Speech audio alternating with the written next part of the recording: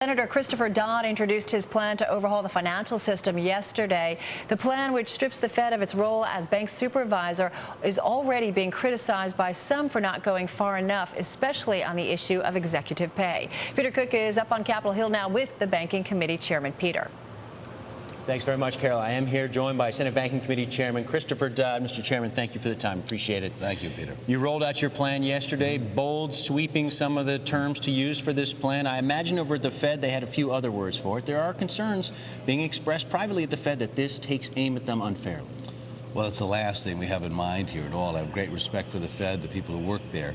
What I want to do is try and get them back to their core functions as well. I want to avoid the appetite in Congress to want to get deeply involved with the Fed and thus erode their independence, which is a critical component, in my view, of their success and their role.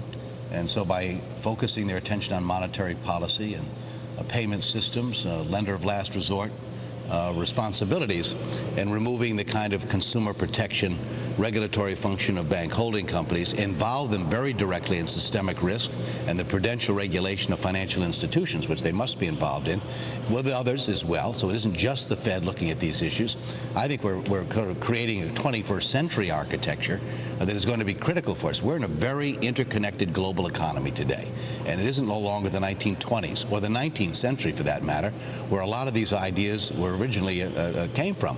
We need to accept the fact the world has changed dramatically since those days, and we need an architectural and regulatory structure that reflects that.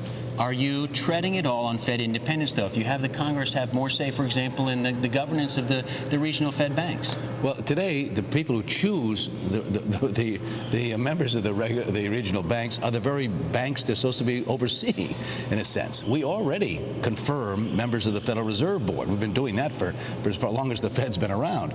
And so by getting more involved, less by the banks choosing who's going to actually have some responsibility over them, I think we're reforming it in a rather healthy way. What about the idea of the single bank regulator? You know, it's been controversial. Right. Chairman Frank on the other side of Congress is not taking the same approach.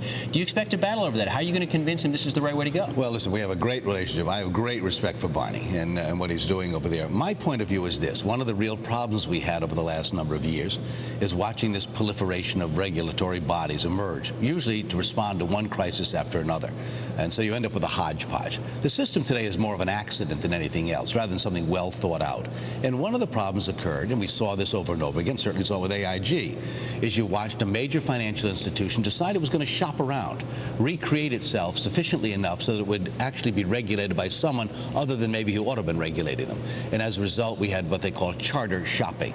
So by having a single prudential regulator, here you get clarity, you get transparency, you get consistency. And I think that's tremendously important as we look forward to having a kind of a regulatory structure that makes sense. This new Systemic Risk Council will have the power to break up large, complex organizations. There's some here in Congress, including Senator Bernie Sanders, who would go even further. Are you willing to entertain that idea? Do you think Congress should have the power to break up small, large institutions if they pose risk? Go further than even your language here? We talked about here the final analysis. If everything else failed and you had an institution that was posing systemic risk, then as a very last resort, then the power to actually break up something ought to exist. That doesn't exist today. My hope is you never have to get to that. And by requiring what we're doing with capital standards, liquidity standards, other essential elements that we should have been demanding for years, we incorporate that today, and you avoid, hopefully, that from occurring. But basically, you don't ever want to be in the situation again where something is too big to fail. That problem posed the serious difficulties we've seen over the last year. And you think this bill is going to address that issue? You're going to not have institutions reach that point? Well, we hope not. That's the whole point here, to be able to have the kind of systemic look here. When what we watched, for instance, when you had 25% of the residential mortgage market was subprime lending, and it jumped to 75%. Where were the regulators at that point to warn us of systemic risk when 75% of the residential mortgage market was in subprime lending? Today, if you have a systemic risk council with people who are looking at these issues, including the Federal Reserve Board, then there's a less likely of that occurring, in my view. And you've got an independent chairman of this new agency. Right. You don't give this job, again, to Ben Bernanke, to the Fed chairman. Why? Well, again, because I think it's, again, you want an independent person operating there.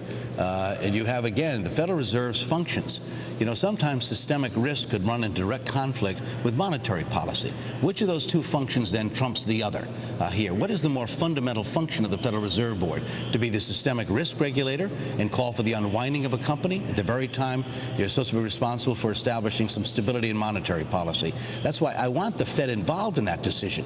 But to place all of that responsibility there, in addition to the other ones they have, then I think you lose some of that independence and you create conflict. The Fed chairman, his confirmation hearing, is it going to be coming up soon? Oh, absolutely. This year? Oh, sure. Yeah. And he's got your full support? Well, I like Ben very, very much, but we'll have the hearing. He has to go through that, but I tend to be supportive of him.